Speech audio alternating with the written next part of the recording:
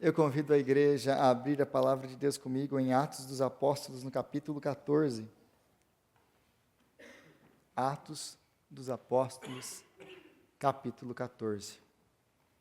Nós continuamos hoje a nossa série de mensagens no livro de Atos. Chegamos no meio do livro. E hoje nós olhamos para o capítulo 14 desse livro. E o negócio de pregar em série é isso, todo mundo já chega com a Bíblia aberta, não tem segredo, não tem mistério. Então, Atos dos Apóstolos, algumas pessoas me perguntam no meio de semana, é esse aqui mesmo que você vai pregar? É esse aí mesmo que eu vou pregar. Aí a pessoa já leu todos os comentários bíblicos, aí no final disso aqui ela já está apta a falar assim, não, mas acho que aquela palavra grega que você usou como exemplo lá tem outro significado. Mas Atos capítulo 14, a partir do versículo 1, diz assim a palavra de Deus.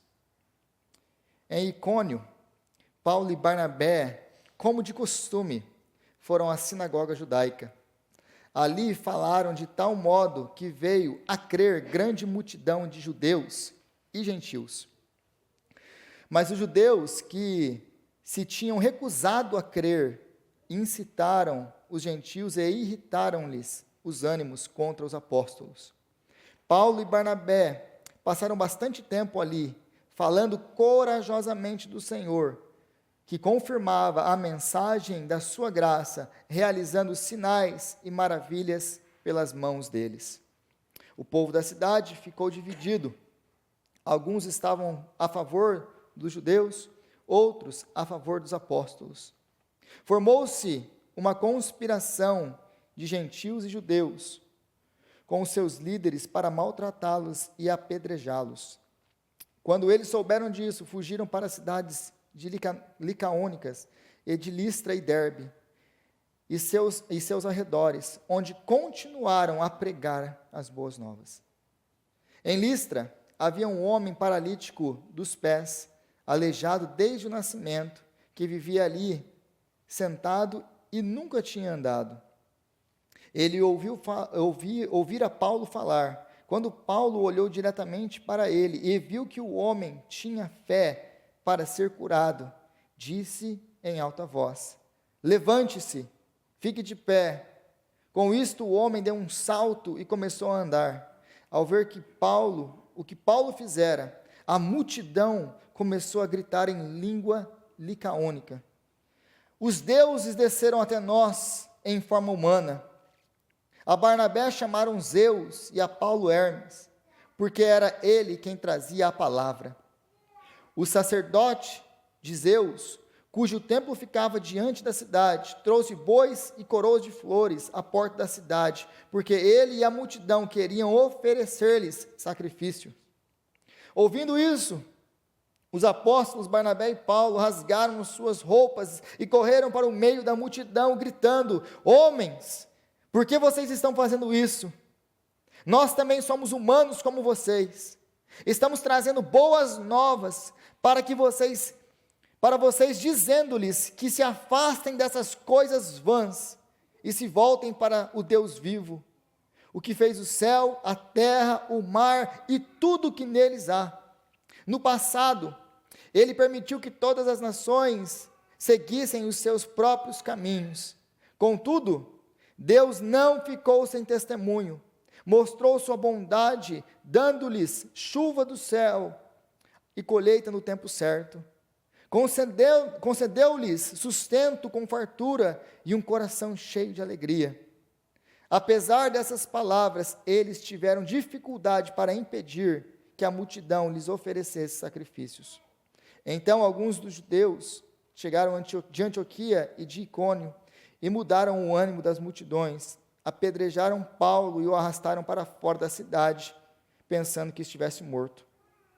Mas quando os discípulos se ajuntaram em volta de Paulo, ele se levantou e voltou à cidade. No dia seguinte, ele e Barnabé partiram para Derbe. Eles pregaram as boas novas naquela cidade e fizeram muitos discípulos. Então voltaram para Listra, Icônio e Antioquia. fortalecendo os discípulos, encorajando a permanecer na fé, dizendo: é necessário que passemos por muitas tribulações para entrarmos no reino de Deus. Paulo e Barnabé designaram-lhes presbíteros em cada igreja, tendo orado e jejuado. Eles os encomendaram ao Senhor, com o que haviam confiado. Passando pela Pisídia, chegaram a Panfilha e, tendo pregado a palavra em Perge, desceram para Atalaia. De Atalaia navegaram de volta a Antioquia, onde tinham sido comendados à graça de Deus para a missão que agora haviam completado. Chegando ali, reuniram a igreja e relataram tudo o que Deus tinha feito por meio deles, como abrira a porta da fé aos gentios, e ficaram ali muito tempo com os discípulos. Palavra do Senhor. Pai, nós te louvamos pela tua palavra, que é maravilhosa, que é santa e que é verdadeira. Agora pedimos a Ti que o Senhor venha falar conosco através da sua palavra. E que a sua palavra venha trazer renovo, consolo, transformação, exortação. Que a tua palavra venha alcançar nas nossas vidas, Pai, o objetivo dela. É o que nós oramos no nome de Jesus. Amém. Amém. Então hoje nós continuamos aí com a viagem missionária do apóstolo Paulo. Na semana retrasada, semana passada nós não continuamos, nós tivemos a nossa recepção de novos membros. Mas na última pregação do capítulo 13, se você se lembra do capítulo 13, você se lembra que nós finalizamos, e essa é aquela longa passagem da pregação do apóstolo Paulo, o que continha a pregação, como o apóstolo Paulo pregava. E todo o capítulo 13, então, ele serve de... Lucas ele não vai ficar repetindo a pregação e não vai ficar repetindo o padrão, mas o capítulo 13 serve de padrão para a sua viagem, para as suas viagens missionárias. Qual era a estratégia do apóstolo Paulo? Ele chegava e ele pregava o evangelho, ele chegava na cidade, ele encontrava uma sinagoga, ele ia na sinagoga. Por que ele ia na sinagoga primeiro? Porque ele já tinha um conhecimento, ele já tinha uma base ali para poder começar o seu trabalho. Então, dali, ele já começava a falar de Deus, porque eles tinham o Deus em comum, era o mesmo Deus, o Deus de Israel, é o Deus que chamou Paulo, é o Deus que enviou Cristo. Então, ele tinha uma base, chegava na sinagoga, ele era expulso da sinagoga ele ia para os gentios, aí ele é apedrejado, ele é açoitado, aí ele vai preso, aí ele é solto, aí ele vai para outra cidade, ele vai para a sinagoga, ele prega, ele divide a sinagoga, ele sai, ele vai para os gentios, ele apanha, ele é açoitado, ele vai para a cadeia, ele é solto, e assim vai, de cidade em cidade. Então essa é a vida do apóstolo Paulo. Essa é a vida do apóstolo Paulo. E aqui então agora Lucas já não nos relata muito sobre a sua mensagem, sobre aquilo que ele vai escrever, ou sobre tudo aquilo que ele vai pregar para eles. Ele usa esse padrão que ele já nos deu no capítulo 13 e basicamente ele vai repetindo agora com o que está acontecendo em cada cidade. Então, voltando aí, versículo 1, em Icônio, Paulo e Barnabé, como de costume, foram à sinagoga judaica. Ali falaram de tal modo que veio a crer grande multidão de judeus e gentios. Mas os judeus, versículo 2, que se tinham recusado a crer, incitaram os gentios e irritaram-lhe os ânimos contra os irmãos. E é interessante nesse versículo 2 aqui, que essa palavra, eu não sei qual palavra você tem aí, essa aqui, é assim que a NVI traduz, essa palavra que no original é uma palavrinha grega, que essa palavrinha recusou-se a crer. Quando nós vamos para o original, quando você abre a Bíblia no grego e vai para o original, é estranho, porque essa palavra no original ela não é comum ser usada como crer, porque essa palavra original ela significa obedecer. Obedecer. Então, uma tradução mais literal disso aqui seria os judeus que se tinham recusado a obedecer a palavra. Porque quando nós pregamos o Evangelho, o anúncio do Evangelho é esse: arrependam-se e creiam no Evangelho. Então você tem duas saídas: ou você obedece ou você desobedece a palavra. Então, quando Paulo ele vem aqui, ele anuncia as boas novas para eles. E aí a Bíblia que ela nos fala, eles não creram, eles se recusaram a crer. Crer e obedecer, biblicamente falando, elas estão conectadas. Por que que os tradutores da NVI traduziram essa palavra que na verdade é obedecer como crer? Por causa do seu contexto? Mas porque biblicamente falando, obediência e fé andam juntos. Obediência e fé andam juntos. Por quê? Porque toda desobediência é uma falta de fé em Deus. Toda desobediência é uma falta de fé em Deus. Quando nós desobedecemos o Senhor, nós desobedecemos porque nós não cremos no Senhor. E por que nós não obedecemos a Deus? Porque nós não cremos. Então, toda desobediência, ela flui no final de uma falta de fé em Deus. Nós desobedecemos porque nós não cremos em Deus, que Ele está certo, ou nós não cremos que Ele é fiel para cumprir aquilo que Ele prometeu que Ele cumpriria. Essa é a razão pela qual nós não confiamos e nós não obedecemos a Deus. Quando nós desobedecemos, nós temos uma ordem expressa na palavra de Deus. Você lê na palavra do Senhor e a palavra te diz: você não faz isso. E aí você pega e você pondera e você pensa e você desobedece a Deus. Por que nós fazemos isso? Porque nós desobedecemos a Deus. Porque nós cremos, das duas uma, ou que Ele está errado na palavra dEle, e nesse caso Deus não é Deus para a sua vida, Deus, Ele é o seu guru, Deus é o seu assistente, Deus é o Google, que você pesquisa para saber, Ele é o seu conselheiro, Ele não é Deus para você. Se eu olho para a palavra de Deus e eu começo a escolher aquilo que eu posso obedecer, aquilo que eu não posso obedecer, aquilo que eu vou obedecer, aquilo que faz sentido eu obedecer, você não está obedecendo a Deus. Se você só obedece a Deus quando faz sentido para você obedecer a Deus, você não está obedecendo a Deus. Você está usando Deus como seu conselheiro. Não, isso aqui faz sentido o que está escrito aqui na palavra de Deus. Então eu vou obedecer porque faz sentido. Em outras palavras, eu vou obedecer porque eu tenho algum benefício com isso. Então você não está obedecendo, você está se aconselhando com Deus. Dá para ver a diferença? Agora, o que é obediência? Obediência é quando eu obedeço a Deus mesmo quando não faz sentido.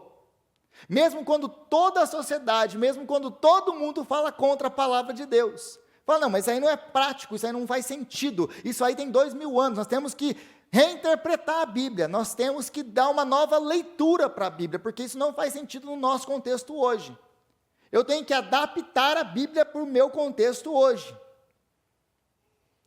Quando nós fazemos isso, e nós então não vamos obedecer isso aqui, então nós não nos submetemos à vontade de Deus, nós somos os nossos próprios deuses da nossa própria vida, e nós nos aconselhamos com Deus, e obedecemos aquilo que é prático para nós. Então, a regra para eu obedecer ou não a Deus é o quê?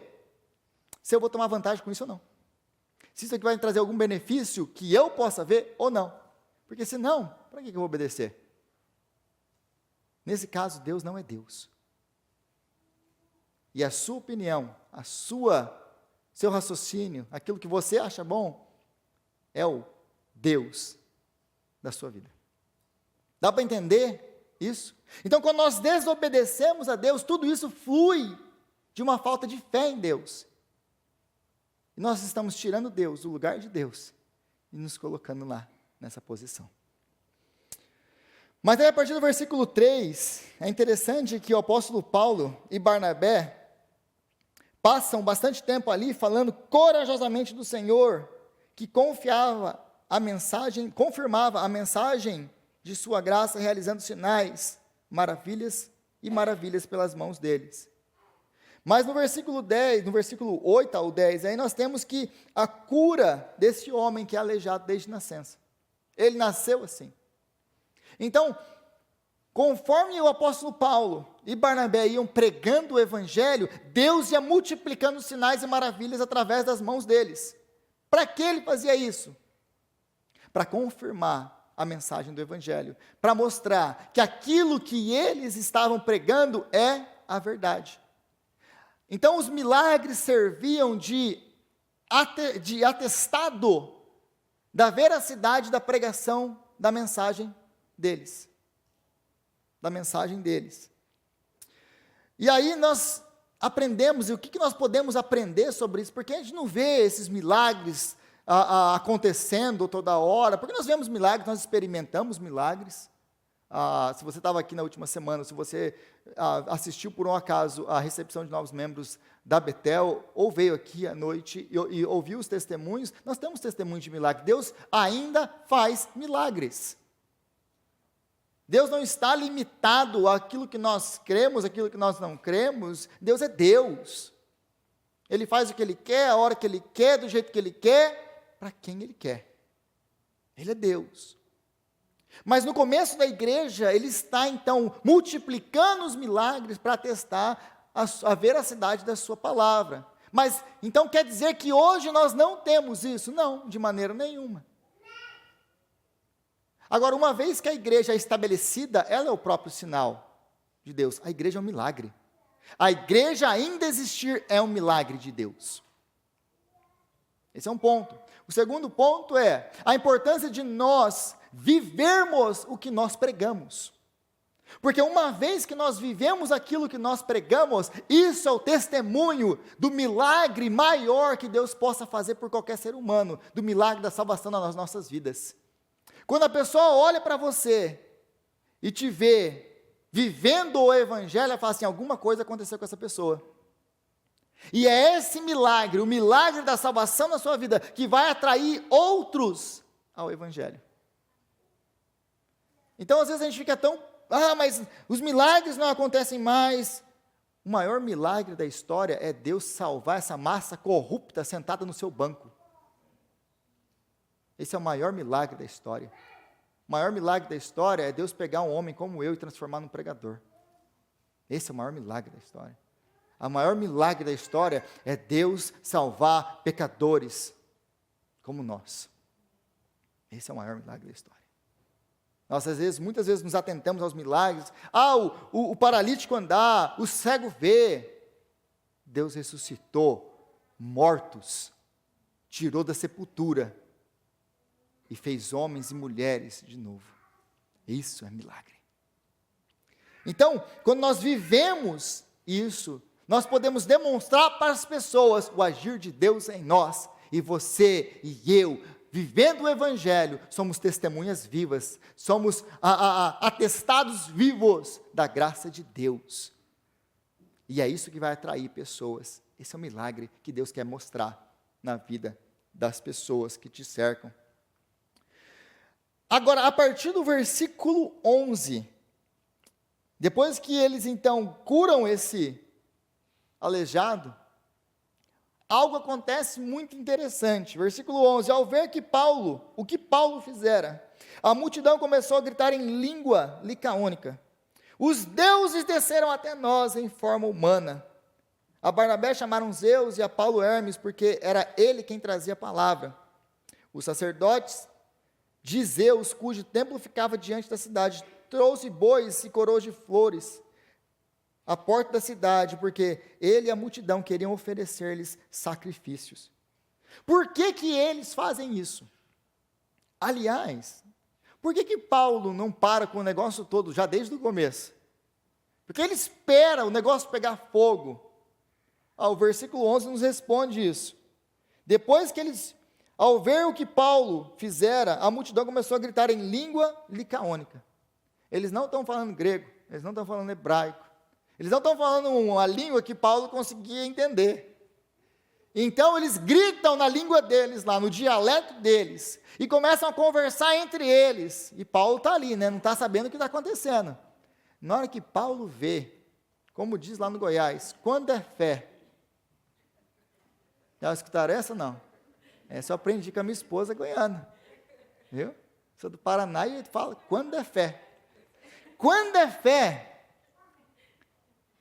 o sacerdote de Zeus está trazendo boi, coroa de flores e tudo aquilo mais para sacrificar para Paulo e para Barnabé. E quando ele vê isso, já é muito tarde. Aí já é muito tarde. Mas por que eles fazem isso? Por que eles viram a cabeça e querem sacrificar a Paulo e Barnabé? Porque existia uma lenda naquela cidade, naquela região, de que uma vez Zeus e Hermes, eles desceram naquela cidade. E eles estavam transformados ou escondidos em figura humana. Eles se apresentaram como homens. E eles foram de casa em casa, pedindo para pessoas que os recebessem. Zeus e Hermes. Ninguém os recebe. Mas na vila, um pobre casal, um casal de velhos, os recebe. Eles então criam um templo para Zeus naquela cidade e fazem desse casal de velhos os seus sacerdotes. E eles destroem toda a cidade. Então existia essa lenda. Então, na cabeça daquele povo, toda a cidade já havia sido destruída, aquele templo estava lá por causa de tudo isso. Agora, eles estavam com medo de perder uma nova chance de receber Zeus e Hermes. É assim que eles entendem, é por isso que eles fazem o que eles fazem aqui. Eles pensam que, eles agora, de novo, como dizia a lenda, que eles estavam recebendo Zeus e Hermes no meio deles. É por isso que eles querem sacrificar Paulo e Barnabé. Sacrifícios. E aí a gente precisa também entender uma outra coisa, que eles são pagãos. E o que é o paganismo? Talvez você não saiba o que é o paganismo. O paganismo, a doutrina, o que eles creem é que existe um Deus para tudo o que você busca. Tem o Deus da colheita, tem o Deus da prosperidade financeira, tem o Deus para ter filho, tem o Deus da felicidade, tem o Deus do amor, tem o Deus de tudo quanto é coisa que você imaginar. Então, quando você precisa de alguma coisa em especial, vamos supor que você precisa de uma boa colheita.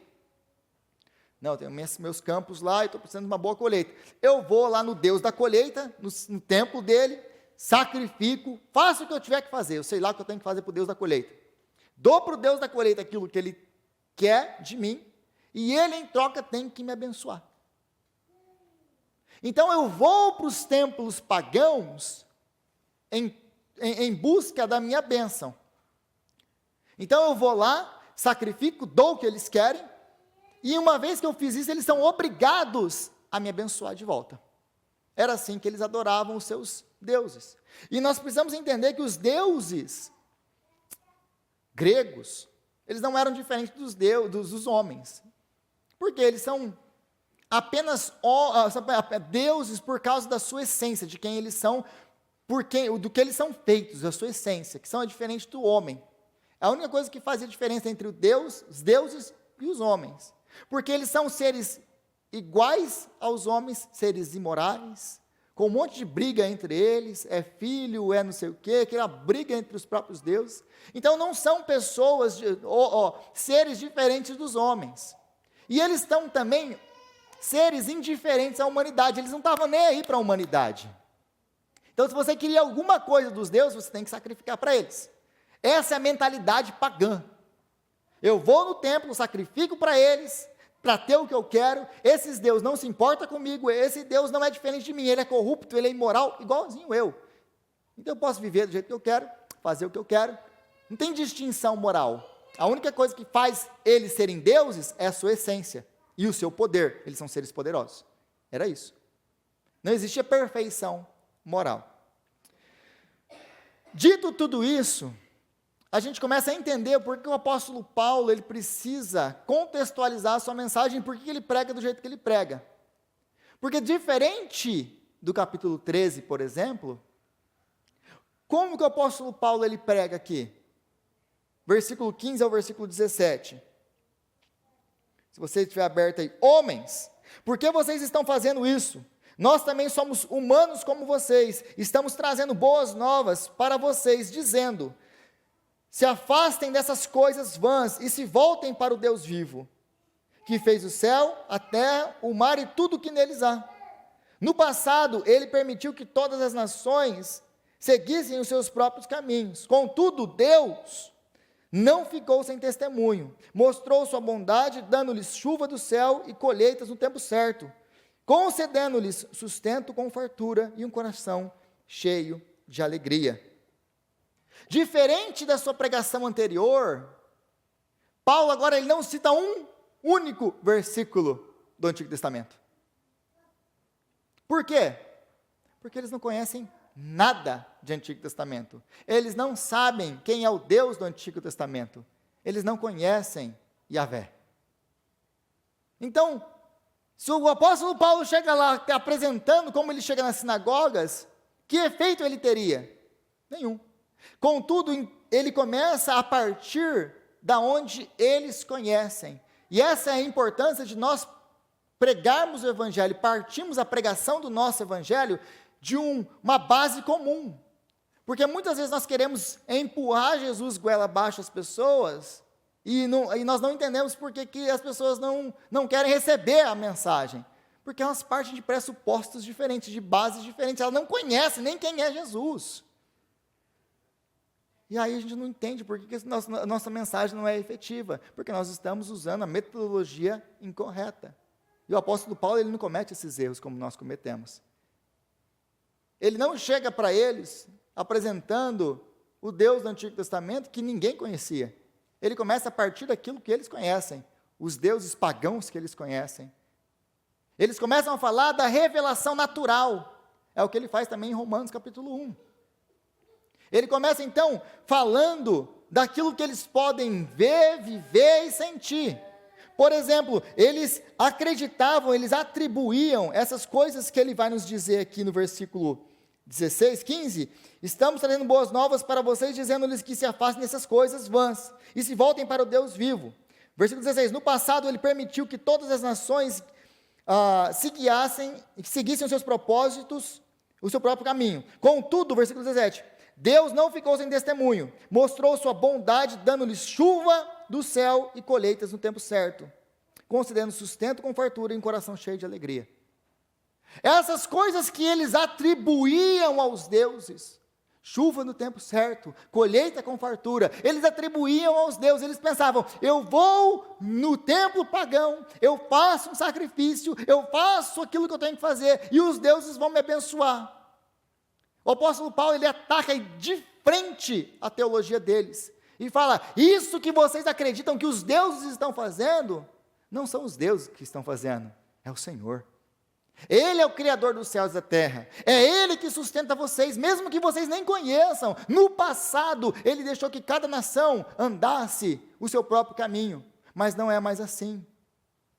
Por causa do advento de Jesus Cristo, agora Deus está chamando todos ao arrependimento, todos a reconhecerem que Ele é Deus e não existe outro. Então Ele vai de frente com a teologia deles, falando assim, isso que vocês acreditam, é uma mentira. Não existe essa troca que vocês querem dar com Deus. Deus não é um Deus de troca. Quando vocês ainda não o conheciam, Ele também já dava chuva para vocês no tempo certo. Ele já dava comida com fartura. Ele já enchia o coração de vocês de alegria. Ele já cuidava de vocês e vocês nem o conheciam. Nem o conheciam. Então o apóstolo Paulo ele vai e ataca diretamente a teologia deles. E aí ele exclama para eles, se afastem dessas coisas inúteis. Vocês estão querendo fazer para nós, oferecer sacrifício para nós, pensando que nós podemos retribuir, dar para vocês alguma coisa, que existe um tipo de troca conosco. Mas nós estamos pregando exatamente o oposto disso para vocês. Se afastem dessas coisas inúteis. Então eles acreditam que são os ídolos que dão a eles aquilo que eles precisam ou aquilo que eles querem. Eles adoram e se devotam aos ídolos procurando felicidade.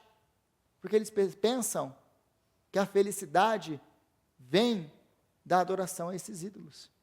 Mas o apóstolo Paulo, ele vai então destruir todo esse sistema de troca e barganha que existe com eles. Porque nós, como nós cantamos hoje aqui na primeira música, nós entendemos muito bem disso. Tudo que nós temos e tudo que nós somos é graça. É graça. Não é nosso mérito, não é a força do nosso braço. Se Deus não te levantar da cama, você não sai de lá. Se Deus não abrir a porta de trabalho para você, você não tem trabalho. Se Deus não te der inteligência e sabedoria para você fazer o seu trabalho, você não consegue fazer. Tem um rei, um déspota no Antigo Testamento, o rei da Babilônia, Nabucodonosor. Era um grande rei, um homem muito capaz. E um dia ele se recusa da glória para Deus. Deus tira o juízo dele. Deus coloca esse homem prostrado a viver que nem um bicho. Se Deus não dá o juízo que você tem, a sã consciência que você tem, você não é diferente de um animal. É tudo graça de Deus. Graça. Nós vivemos debaixo da graça de Deus. Tudo que nós temos, tudo que nós somos é graça. É graça. Nós vemos às vezes tragédias na internet, nos jornais, e nós pensamos assim, nossa, às vezes nós pensamos assim, nossa, esse povo deve ser muito mal para Deus estar castigando eles dessa maneira. É graça. Lembra de Jesus, quando ele fala, vocês pensam que aquelas pessoas que a torre de Siloé caiu sobre a cabeça deles, mereciam aquilo? Vocês pensam que aquilo ali aconteceu porque eles eram mais maus do que vocês? Não. Eu digo a vocês que se vocês não se arrependerem, vocês estão fardados ao mesmo destino. Porque para nós, a única diferença entre nós e aquela pessoa que sofre lá fora agora, em alguma tragédia, é que Deus, por algum motivo, nos poupou dela. Pela sua graça. Graça. Então, nós ainda adoramos ídolos. Por que eu falei tudo isso aqui? Por que eu expliquei tudo isso aqui sobre paganismo? Porque assim como eles, nós ainda adoramos ídolos. Nós ainda adoramos ídolos. Nós fazemos de coisas e pessoas os nossos deuses e cremos que eles são o que nos dão felicidade e que nos completam. Nós vivemos fazendo de coisas e de pessoas deuses para a nossa vida. E nós pensamos que essas coisas nos completam, que nos dão felicidade. Se eu tivesse aquela casa. Se eu morasse naquele lugar. Se Deus me desse essa bênção. Se Deus me desse um marido, se Deus me desse uma esposa, se Deus me desse filhos. E as coisas, note que eu não estou falando nada pecaminoso aqui. Mas nós temos a capacidade de fazer de coisas boas ídolos para nossas vidas e colocar essas coisas boas no lugar de Deus. Esses somos nós, uma fábrica de ídolos. Nosso coração é uma fábrica de ídolos. E ainda, muitos de nós vamos à igreja como se estivéssemos indo a um templo pagão, buscando fazer trocas com Deus. Porque a gente pensa, nossa, que povo mais primitivo, que povo mais ignorante. Vai lá no templo oferecer um sacrifício, fazer isso, uma troca, querer dar para receber. Não está cheio de gente assim dentro das igrejas? A gente vem aqui, dou o meu dízimo. Agora Deus vai me abençoar, porque eu sou dizimista. Dízimo é graça de Deus. Dízimo é a expressão da graça de Deus para nossas vidas. Quando nós dizimamos aqui, nós estamos dizendo, Senhor, se não fosse o Senhor, se não fosse a sua mão, se não fosse a sua graça, nem de casa eu tinha saído, Senhor. Então, obrigado. É um momento de alegria para a igreja, poder entregar o seu dízimo, a sua oferta. De poder reconhecer, Senhor, o dízimo é isso. Se você não entendeu a teologia do dízimo ainda, eu vou te explicar hoje. O dízimo é reconhecer que você não é nada, que você não pode nada e que você não é ninguém sem a graça de Deus. Que tudo que você tem, que tudo que você é graça. Então nós reconhecemos isso no gasofilácio, falando, Senhor, está aqui. Porque, aliás, isso aqui é só 10%. Porque, na verdade, tudo vem das tuas mãos. E das tuas mãos eu estou te devolvendo.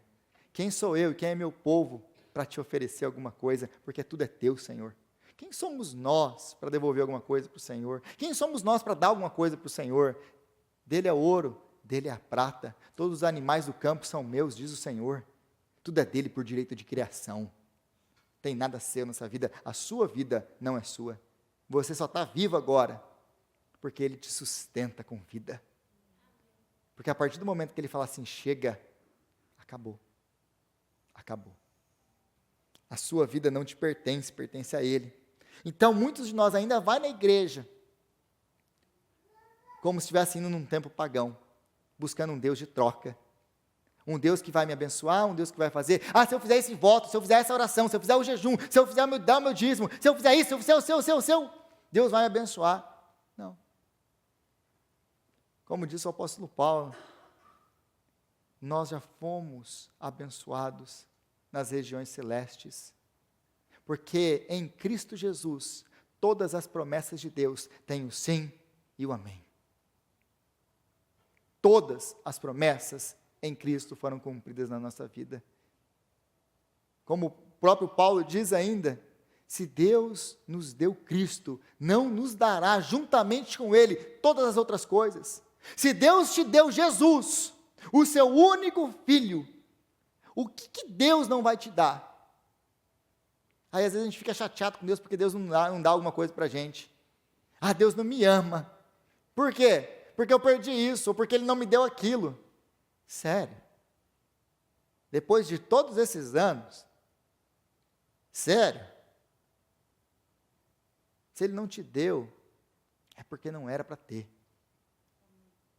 E ainda assim, isso é demonstração do amor dEle e do cuidado dEle na sua vida. Aí nós encontramos no versículo 22, uma frase aqui que eu falo assim, uau! 22.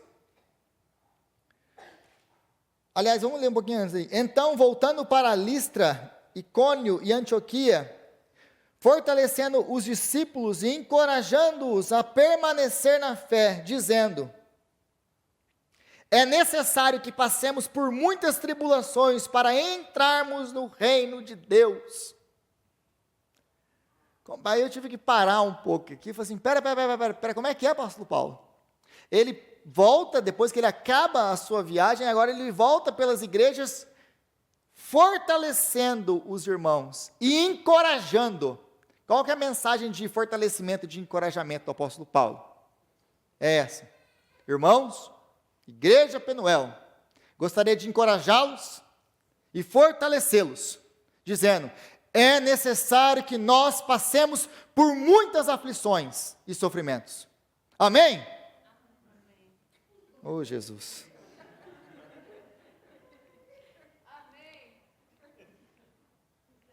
É mais ou menos assim.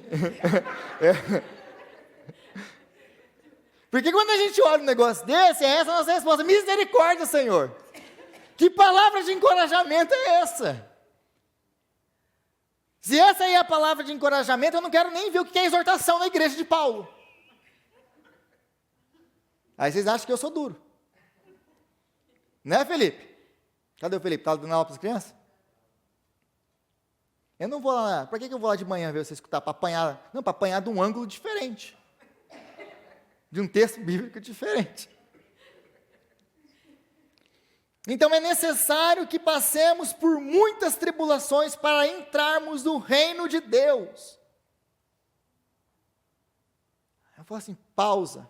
Espera aí, Paulo, deixa eu ver se eu entendi isso aqui direito. É necessário passar por muitos sofrimentos, por muitas tribulações? Sim. Isso para você. Aí vamos para Tiago, na sua carta. Tende por motivo de grande alegria. Agora outra, vou chamar, mandei o apóstolo Paulo embora, vocês não gostaram muito dele, vou chamar agora Tiago, para pregar para vocês. Aí Tiago começa a pregação dele assim, irmãos, da igreja Penuel,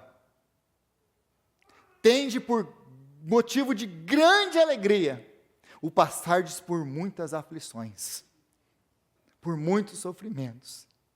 Mas espera aí. Quantas vezes a gente vai ter que sofrer nessa vida? Aí você começa a ver que esse é um tema central no Novo Testamento. Central no Novo Testamento. O porquê? Por que nós temos que passar por essas aflições? Primeira coisa que a gente precisa entender aqui, antes da gente entender o porquê, a gente precisa entender o que Paulo não está dizendo. Paulo não está dizendo que são os nossos sofrimentos a razão de nós sermos salvos. Paulo não está dizendo isso. Amém, igreja? Amém. Nós não estamos pagando os nossos pecados através dos nossos sofrimentos, como algumas pessoas creem. Nossa, minha irmã, que deserto é esse que você está passando, hein? Você deve ter sido muito má na outra vida. Eu falo assim, esse é o povo crente. Gente, vocês estão na risada? Eu encontro umas coisas dessa. Nossa, que luta que eu estou passando, pastor. Nossa, eu devo ter feito uma coisa muito errada na outra vida. Esse momento é aquele momento que já não sabe mais o que falar, né? Então, o que o apóstolo Paulo está falando aqui, é necessário que passemos por muitas tribulações para entrarmos no reino de Deus. Eu quero dizer, antes de qualquer outra coisa, que ele não está falando que você paga pelos seus pecados, que quando você está sofrendo porque você está pagando os seus pecados. Aliás, algumas vezes está sofrendo porque você toma decisões erradas mesmo, porque você é cabeça dura, desobediente, não escuta as pessoas, aí você está colhendo o fruto daquilo que você plantou. Nesse sentido, isso é verdade. Mas muitas vezes nós passamos por sofrimentos que nós não entendemos.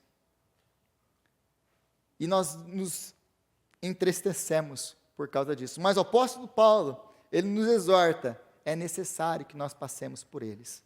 Por que é necessário passar pelos sofrimentos? Pelo menos por duas razões. Os sofrimentos, eles vão revelar a quem nós servimos. Por que nós precisamos passar pelos sofrimentos? Porque os sofrimentos revelam quem nós servimos.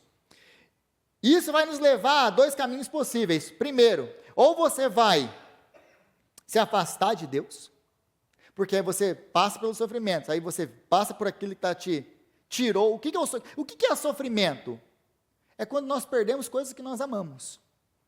Sejam elas pessoas, sejam elas coisas materiais. Nós sofremos quando nós perdemos coisas. Então, quando nós sofremos, tem dois caminhos. Quando nós perdemos coisas, tem dois caminhos. Ou essas coisas vão nos afastar de Deus. Por quê? Não, porque eu perdi isso. Eu perdi isso. Então, se eu perdi isso, do que me adianta servir a Deus? Do que me adianta estar na igreja? Do que me adianta ser fiel a Deus? Já falei inúmeras vezes, eu vou continuar repetindo isso para você. Se essas coisas te afastam de Deus, é porque você nunca serviu a Deus. Você servia essas coisas. Deus era apenas um objeto para você ter aquilo que você ama. Ficou claro isso? Então, quando o sofrimento nos afastam de Deus, por causa de alguma coisa que nós perdemos, ou deixamos de ganhar, é porque nós amamos mais essas coisas do que nós amamos a Deus.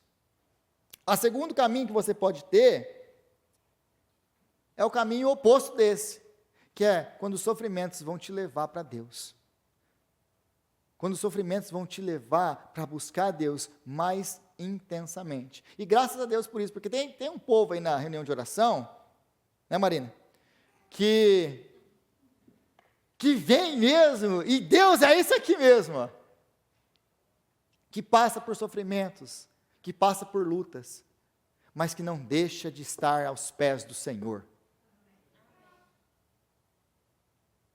Porque nós precisamos dele. E os sofrimentos vão revelar essas coisas. Mas, em segundo lugar, os sofrimentos vão nos trazer a santidade e a transformação. Por quê? Porque os sofrimentos nos purificam e nos fazem confiar mais em Deus. Porque eles vão deixar claro para nós a nossa incapacidade, a nossa vulnerabilidade, nós não podemos fazer nada no meio dessas coisas. Tem coisas que acontecem conosco, que a gente olha assim e a gente pensa, tá, eu faço o que agora? A gente não tem saída. Então os sofrimentos, por que nós precisamos passar pelos sofrimentos? Porque os sofrimentos vão nos esfregar na cara a nossa incapacidade e vulnerabilidade diante do Senhor. Fala, Deus, e eu vou correr para Ele, fala, Senhor, se o Senhor não fizer nada, eu não tenho a condição de fazer, não tem nada que eu possa fazer, Senhor. Então, ou Ele te afasta de Deus, ou Ele te joga para dentro de Deus, e Ele vai te humilhar. Os sofrimentos nos humilham, porque aí a gente vê quem nós somos, frágeis, necessitados, sem poder nenhum. Os sofrimentos vão fazer isso nas nossas vidas. E qual que é o resultado disso? Por que é necessário? Por que Tiago diz, tende por grande alegria o passar por todos esses sofrimentos? Por quê? Porque isso vai nos levar a um caráter transformado e uma vida feliz e satisfeita no Senhor. Como assim, Rodrigo? Sofrimento, tudo que o sofrimento não faz, é me levar a uma vida feliz. Exatamente o contrário. Porque a matemática do reino de Deus é muito diferente da nossa matemática. Porque os sofrimentos vão nos tornar humildes, pacientes, mansos, corajosos, confiantes, e a uma vida de oração e dependência de Deus e da comunhão dos irmãos. Quando nós passamos por sofrimentos, os sofrimentos eles nos humilham, nos mostram como nós somos frágeis, incapacitados. Esses sofrimentos eles vão nos deixar humildes, pessoas humildes. Vão nos deixar pessoas mais pacientes para passar pelo meio das tribulações. A gente vai ter que confiar em Deus, não tem outra... Ou você confia, você vai ficar aí quieto, paciente no Senhor. Isso vai te deixar mais manso. Mas isso vai te dar também uma coragem de poder passar por toda e qualquer circunstância com o Senhor. Isso vai deixar você uma pessoa confiante de que o Senhor está com você em toda e qualquer circunstância. Isso vai te levar a uma vida de oração, porque se no meio da bênção a gente não ora, se tem uma coisa que a gente faz quando a gente está passando no meio da tribulação, é orar. É orar.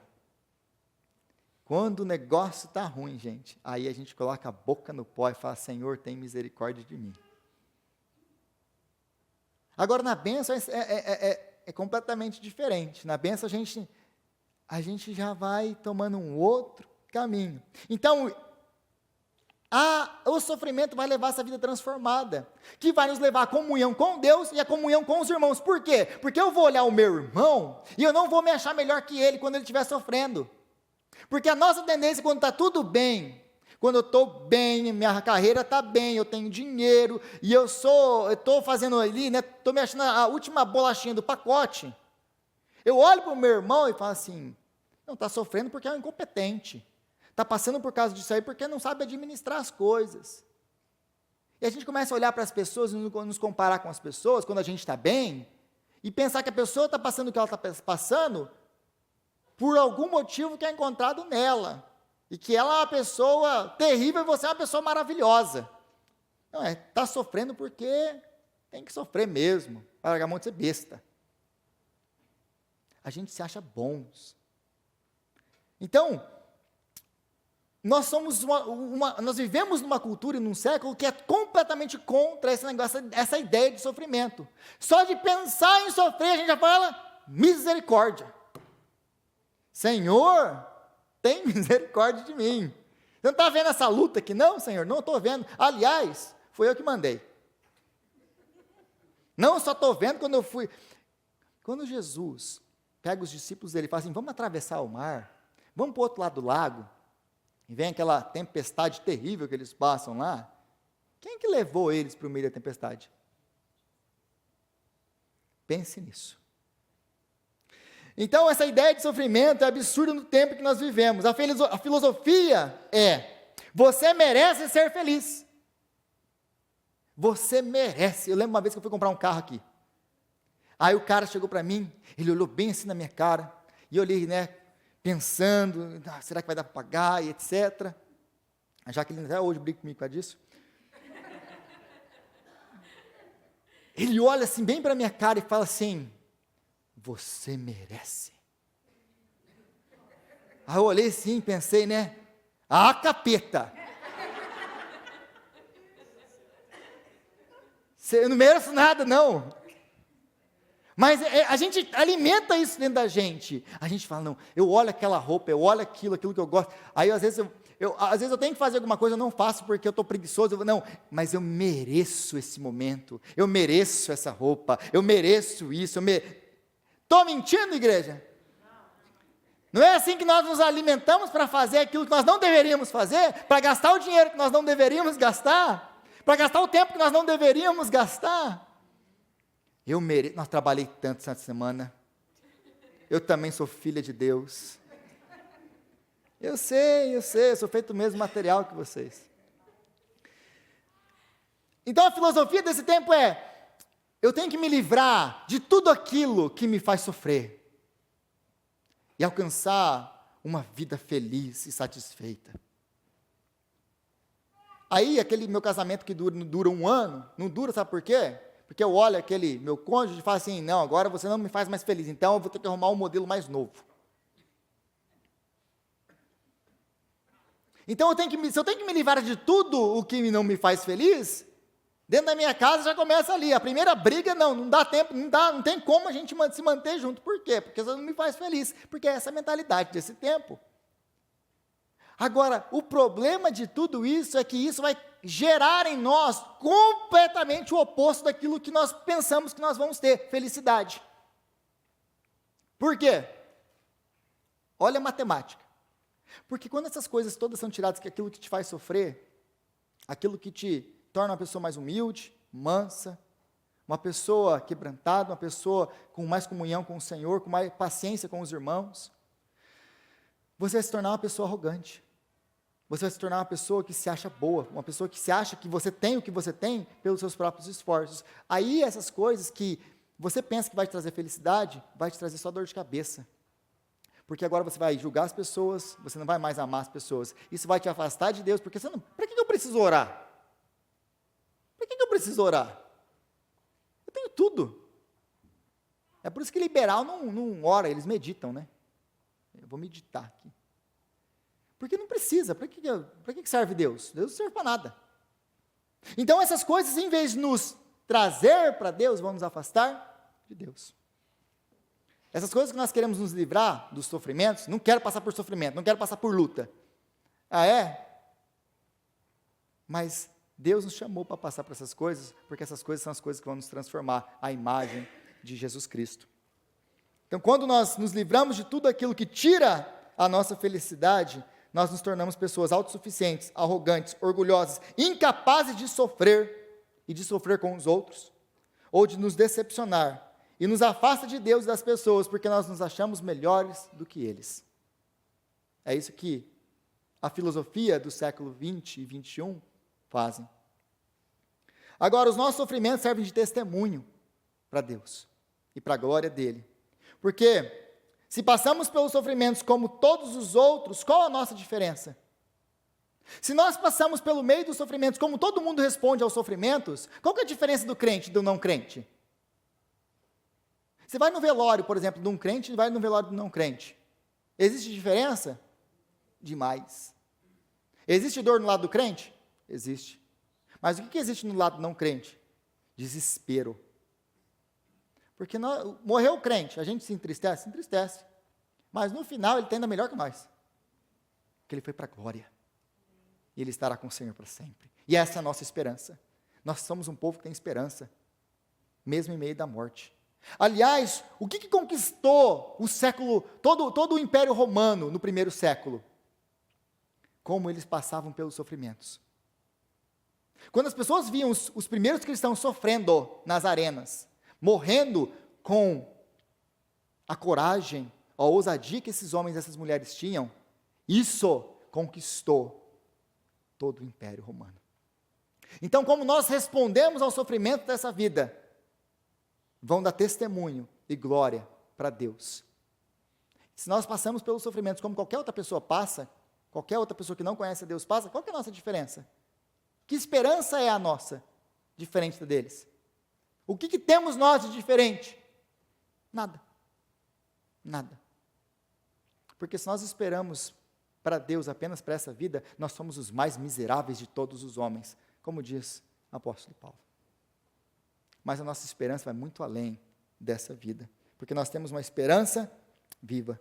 E para finalizar, Jesus é o nosso modelo de sofrimento e de esperança, porque Jesus sofreu para que nós pudéssemos ser mais parecidos com Ele. Jesus sofreu para que eu e você pudéssemos ser mais parecidos com Ele. Ele sofreu para nos aproximar de novo de Deus e uns dos outros. Ele morreu para nos fazer família. Jesus tomou sobre Ele o único sofrimento que poderia nos destruir, a ira de Deus. Todos os outros sofrimentos que você possa passar nessa vida, nenhum deles pode te destruir. Porque o máximo que a morte, o maior dos nossos inimigos, pode fazer conosco é nos levar para a glória. Então, o que podem fazer os nossos sofrimentos? Nada. Eles só podem fazer uma coisa para nós, nos transformar à imagem de Jesus Cristo. É a única coisa que eles vão fazer conosco. Porque o único sofrimento que poderia nos destruir era a ira de Deus. Era a eternidade no inferno. Era o único sofrimento. E esse Jesus tomou sobre ele na cruz. Desse nós fomos livres. Então, todos os outros sofrimentos que nós passamos na nossa vida só podem fazer uma coisa conosco: nos transformar mais parecidos com Jesus. Então, nós podemos passar por todos os sofrimentos da nossa vida, sabendo que a única coisa que eles podem fazer conosco é nos levar para mais perto do Senhor. Eu finalizo dizendo: os nossos sofrimentos são geralmente aquilo que nos tornam, que tornam o nome de Deus grande e levam pessoas para Cristo. Já percebeu que nossos testemunhos de sofrimento e como Deus nos livrou e como Deus nos sustentou, geralmente são um grande testemunho para aquilo que Deus fez em nós e para atrair pessoas para Cristo? Perceberam já isso ou não? Aquilo que nós sofremos serve de grande testemunho para Deus. E Ele usa isso para atrair pessoas para Ele. Assim como os sofrimentos de Cristo fez o nome de Deus grande e nos atraiu para Ele. Os sofrimentos fazem isso. Nos atraem para mais perto dEle. Amém? Ministério de Louvor. Senhor, nós te agradecemos pela sua palavra, que é viva e verdadeira em tudo que ela afirma. E obrigado pela exortação da sua palavra, Senhor, e das palavras de encorajamento que nós encontramos aqui, da boca do teu servo, o apóstolo Paulo. Nos ajuda, Pai, a viver agora a sua palavra, e enfrentarmos com coragem, com ousadia, com humildade, a carreira que nos é proposta junto com o Senhor. Então, Pai, dá-nos graça, Senhor, para viver a sua palavra. Dá-nos graça para viver o Evangelho de forma que a nossa vida seja mesmo aquilo que atrai pessoas para Ti. Que o Senhor, Pai, venha mesmo nos abençoar, sim. O Senhor venha nos dar graça para viver a Tua palavra. Em nome de Jesus. Amém.